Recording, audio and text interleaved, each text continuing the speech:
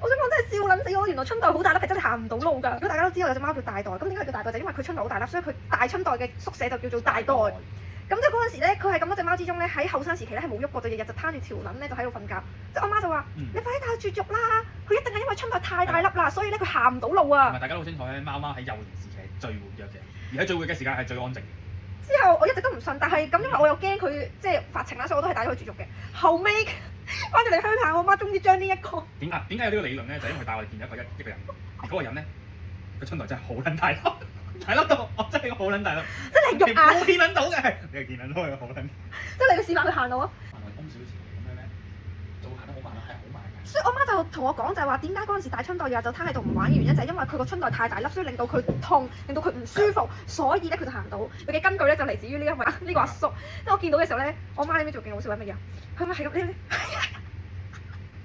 佢咪咁。佢咪咁，我心諗乜嘢啊？即係佢即刻已經爆笑啦！即係我都仲未 get 到，即係後尾咧佢就咁樣，呢佢望落去，佢望落去我屌！